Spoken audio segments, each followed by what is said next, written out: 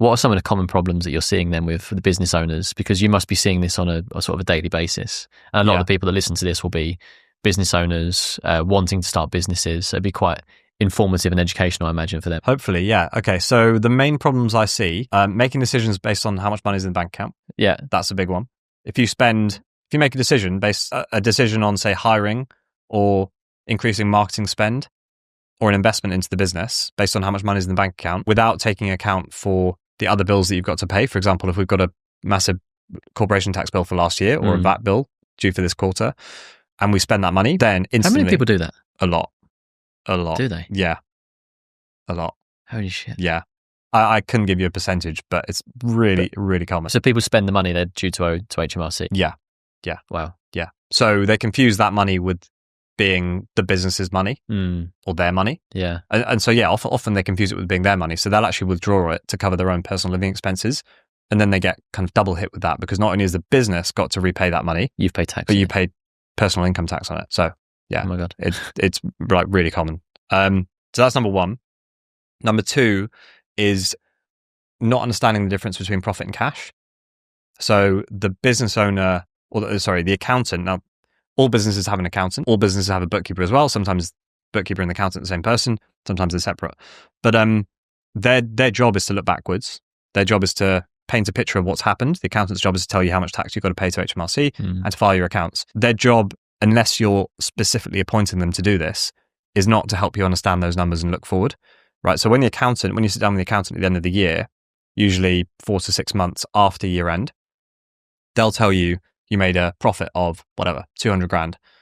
And the question I often get asked is, accountant said we made 200 grand, but there's nothing in the bank account.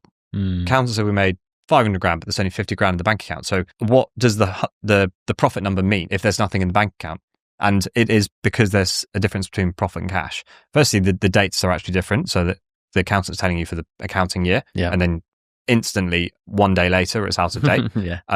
But profit and cash are not the same thing. So would it be helpful if I run through that difference? Yeah. So to get to profit, you take your revenue, which is your sales, you take off all your expenses, and that gives you your profit. But what happens between profit and actual cash flow is the business has other things that it needs to account for. So for example, if a customer doesn't pay you, let's say you made $1 million in revenue, you've got 900 grand in costs, so you've got 100 grand in profit.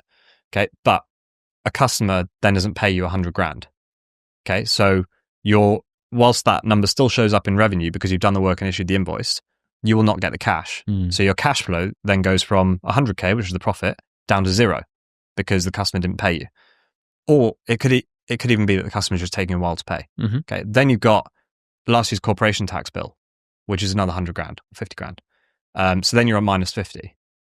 Then the owner is going to withdraw dividends of 50. So then you're at minus 100.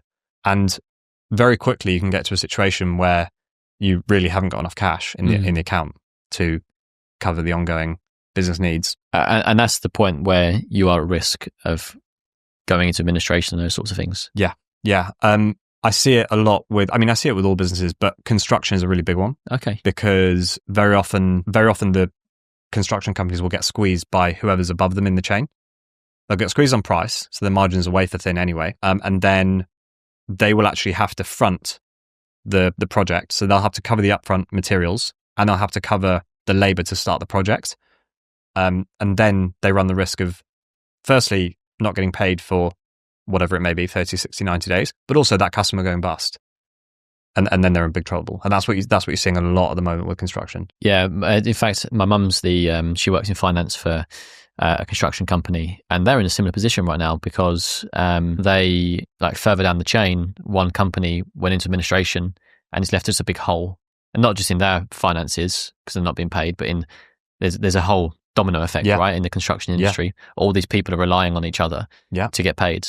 And at the moment, the economy is not exactly thriving.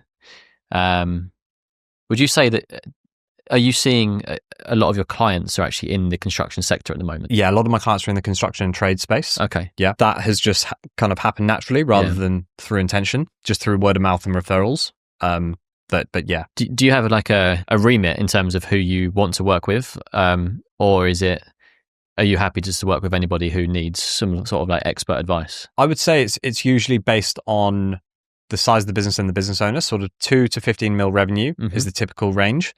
Too small to have their own in-house CFO, generally.